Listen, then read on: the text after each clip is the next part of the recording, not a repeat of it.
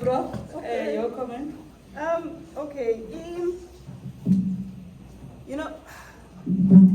One of the difficulties about talking about the African context is the fact that we have a hell of a lot of wisdom. I don't think there's any human equivalent to the concept of Ubuntu, precisely as Africans mean it, right? There isn't. Even people who have an equivalent, like an approximation, Ubuntu as a concept is so distinctive because we're required to understand the whole African way of being before you can truly understand why someone will say Ubuntu. And it begins a whole philosophical discussion.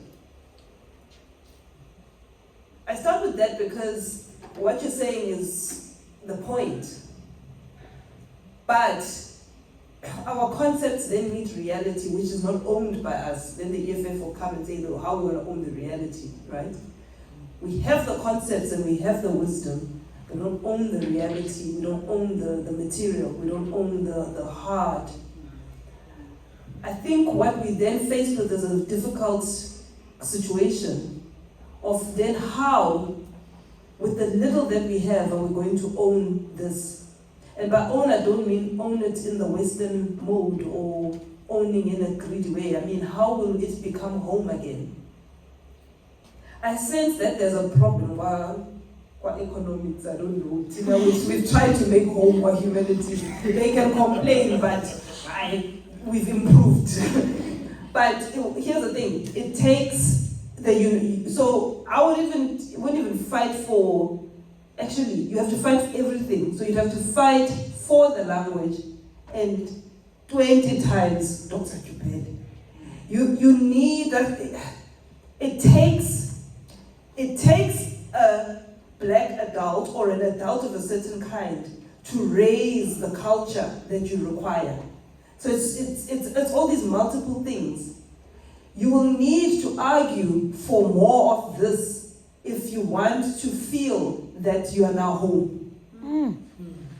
You have to. And it's not simply because Umyama, it's because she brings all these rooted ways of doing things. But as we sometimes notice, the moment it looks like this, students have decided we don't take it seriously. Because it's so obviously you guys take us seriously, you invited us. But the moment, I'm talking about black students, the moment it looks like this, the intensity of Utelelwa goes up. The intensity of being barked at by a student goes up. The intensity of being humiliated, it goes up. So on the one hand, you're like, okay, here we are. And then on the other hand,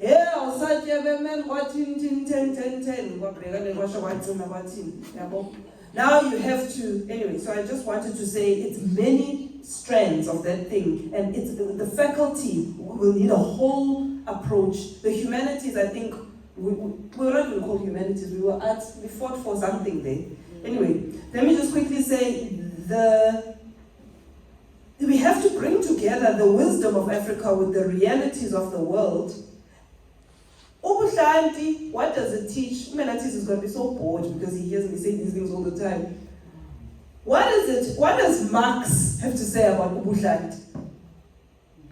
What does Marxist Leninism have to say about Ubuhlanti? I know that the moment I say Ubuhlanti, I've gone deep into the heart of Xhosa ontology. So what is it that Adam Smith is going to say about Ubuhlanti? You start to see clashes, but you start to see conceptual somethings. So Africans have no choice. We're going to have to do it like that. We're going to have to say pedagogy as a team. We're going to have to critique Western feminism. We're going to have to critique Marxism. We're going to have to critique Adam Smith, but we're going to have to figure out, because the whole world is already organized as you say it is. But what is it? A planty. What is it? Organic plant doesn't matter. It's two separate worlds. That's the challenge. I aspire is important in KZN and all that, but I got married on this side. So as a result, ubuhlanti was suddenly a concept in my life, and apparently I couldn't go in, and I was like, but guess I.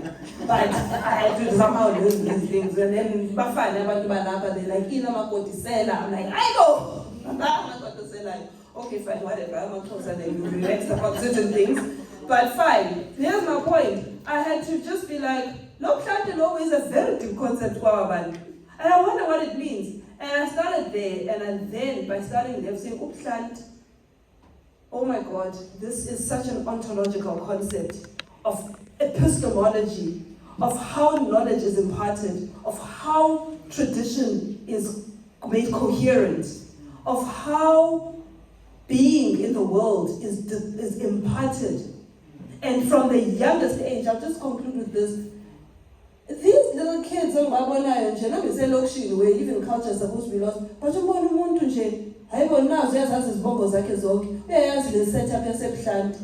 and suddenly the intelligence that's coming out of this space, you know, and I would conclude that those people who learn those concepts, and that's why the older generation, I think, makes better analytics than we do, because they're so rooted in so much language, so much intelligence. They can tell you what is the ontology of Ubudland, and also tell you about Adam Smith.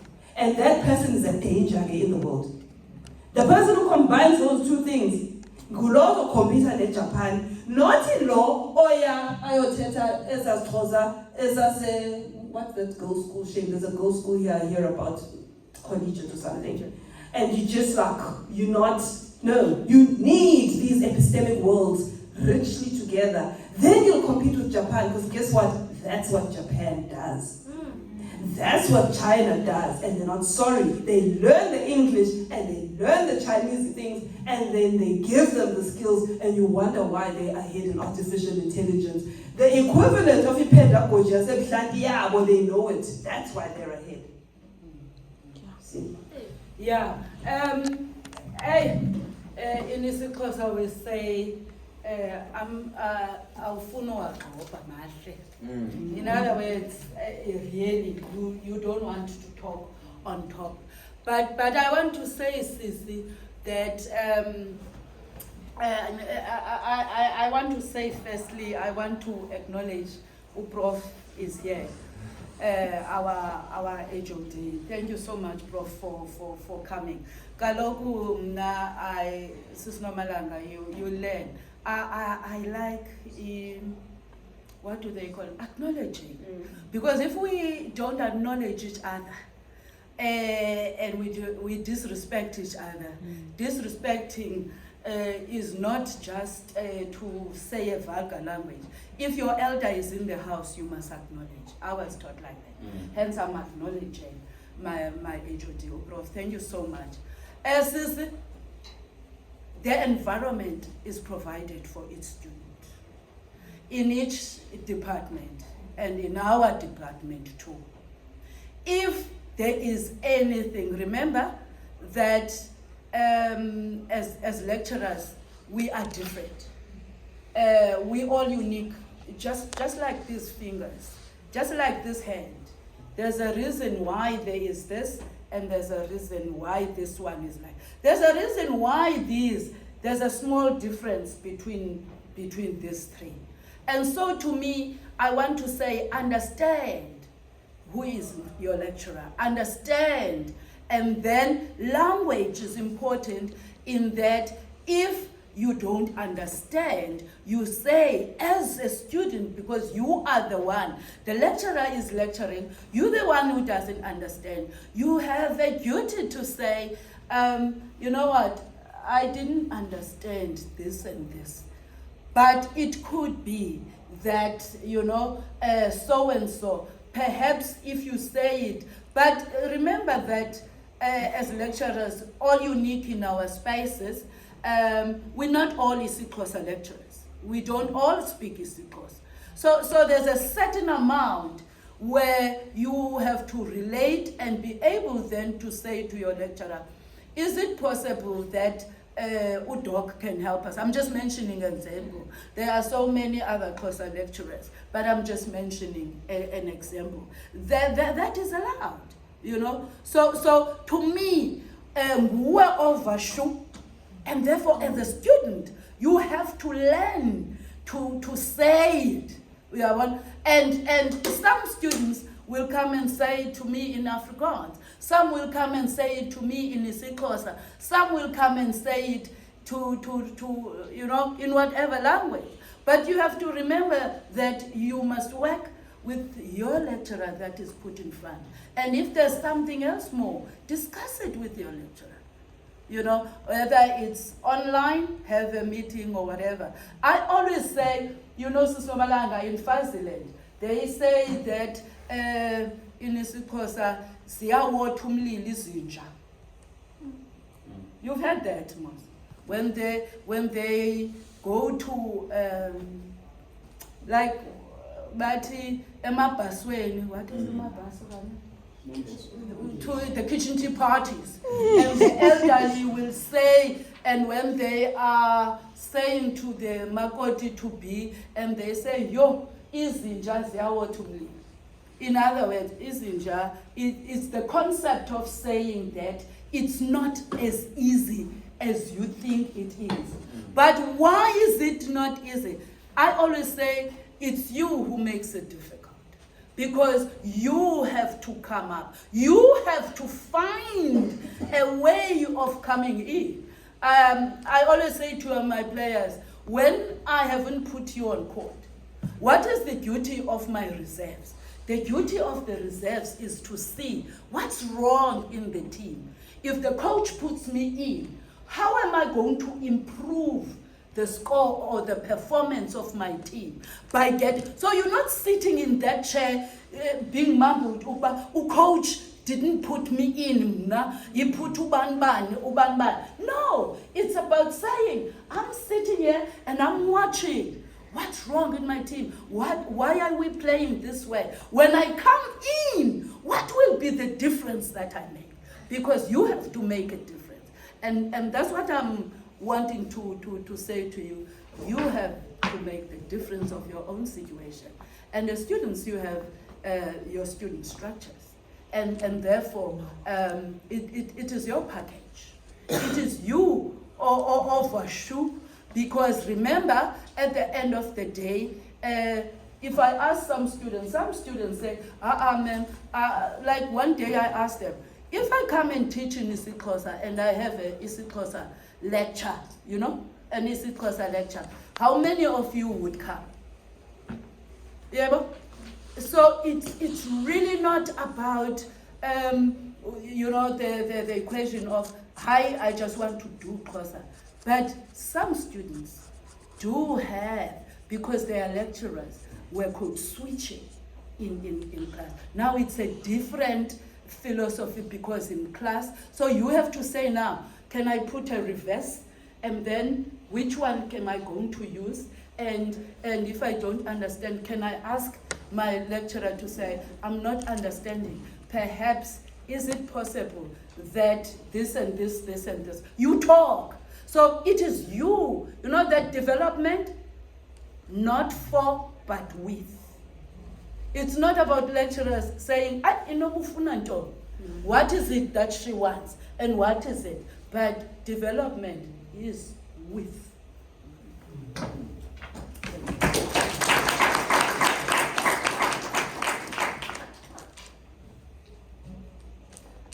Thank you very much, Prof and Doc. I think we'll be closing now. I'm sure that everyone has asked the questions that they wanted to ask. I'll give it to Asanda to do the closing for the friends. Can we give you homework? Yes. Yes, you can give us.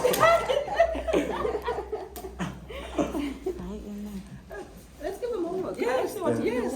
Yes. So just before you say thank you for homework, I'm really encouraged by this meeting, in the sense that you're meeting. Your department knows that we're trying so hard to get our humanities students to do economics, you know. Yes. But it's a very tricky thing, that one. And the reason we're doing it is because we believe that at some point, if we consistently work Mandela University will produce a very different kind of graduate. Yeah. But you just have to raise the bar. So Yeah. our homework is this. To take this seriously, this conceptual, this Ubushantism critiques Leninism. Yeah. Okay? Yeah. And can you, when you meet, it's all good and well to call us for Yeah. opinions. I would much rather come and put up the quadratic plane thing and say, let's now work out the para situation. I'd much rather do that. Yes. I'd much rather now sit and work on the conceptual stuff than simply, yeah. So I'd like to encourage you guys to do that, because I do think what we're noticing is the best of Mandela students, but they have to have a very strong African flavor about them. They do really well. Yeah. But the ones who just like, yeah, Africa and does all plagiarize and then they just sort of plagiarizing others would never do as well. Yeah. There's a new type of graduate coming out, so please continue, but just do the stuff. Yeah. Yes. Oh. I don't want to speak before my boss. All protocols observed. All protocol observed. You know, in the African culture, you know, the respect goes to, you know, the people that are giving us these great insights. I just want to make a comment and acknowledge really the discussion that is going on. We need to be very much open, and we need to be very much, forthcoming and not shy to use the language that we need to use. Maybe I can give examples. If you hear the statement, what do you think of it in economics? Right. You might see that it's very much maybe foreign to economics. But to tell you, one of the studies that we were doing, we used that. When you start to look at that, say, look, within your household, when you look at that particular grinding stone, there's a lot that has been happening there. But if you don't really have good relations and you don't really support the people that are working on that particular grindstone, really you will not eat in the house. We use that to explain the concept that you need to support small businesses by women so that you can have success. So we take that from the understanding of the African languages and African cultures to actually bring it into the aspect of economics. Currently there's, when you hear about Chikisera within this particular city, and you hear about Amapela in Buffalo City Municipality, and you hear about, these are the small cars, the taxis that we are talking about, but the naming of that is different. Why? If we hear about Mchochombe, if you hear about Igali, if you hear about Nkuku, they are referring to the same thing. But why the different names that are being used? What is the economics in that? But then we run away from that as if we don't experience, as if we don't talk about it in our everyday life. We want to have the Adam Smith story because that is well expressed. But where did they get those ideas? They went to the people, they went to everyday life, they started to look at that, what is happening in there. Then they say, oh, we get, this is connected to this is connected to this means this, and then they come up with a theory. But as we run away from the knowledge that we have, and we just want to be smart by sounding exactly with those that have gone before us, but we have this knowledge. So these are very much interesting aspects, and what I gave as examples here, they are really part and parcel of the studies that we're doing in economics. And that is the foundation. Let's not run away from the language. And again, there's spoken language, there's unspoken language. We need to be able to tap into all that and utilize all that for us as we transform, as we start to see how we can actually express ourselves, how we can actually shape our thinking and our economy. So I just wanted to really acknowledge what is being said here and actually the whole setup here, and that language is of significance, and let's not run away from it. That is the anchor, and we become so powerful. I think Prof. Giza, you made an example that someone who understands these African languages and talking about Luande and the like, and also understands Adam Smith, that person is dangerous because it's got more knowledge than anyone else. Thank you.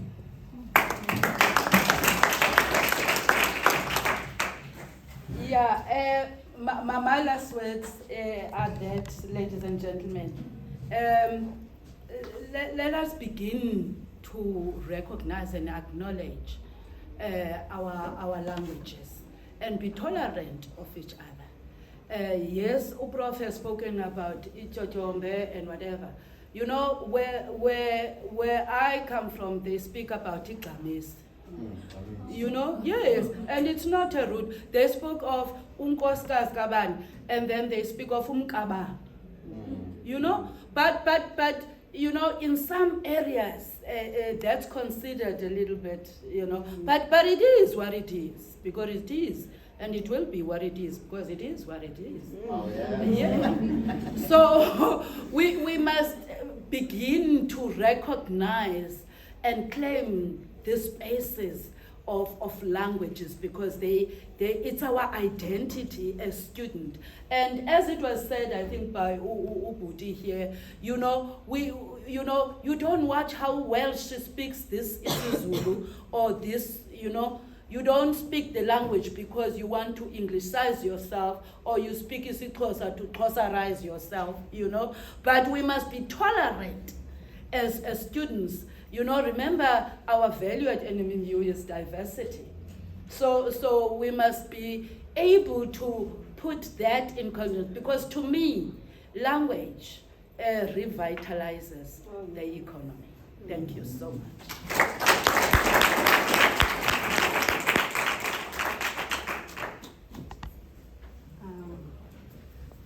Molweni.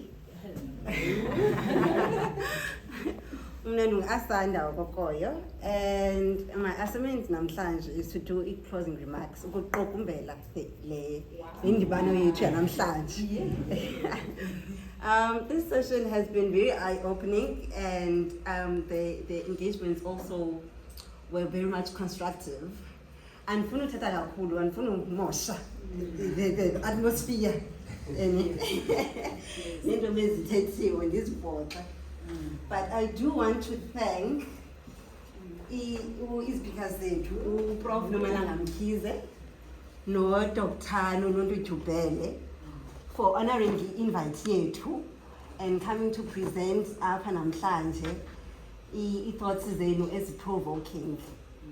Siyabulela kakhulu, ngingaqhubeka nisenza kanjalo. Nalapho indawo eninyathela kuzo kube kunokhanya kuzo. Siyabulela.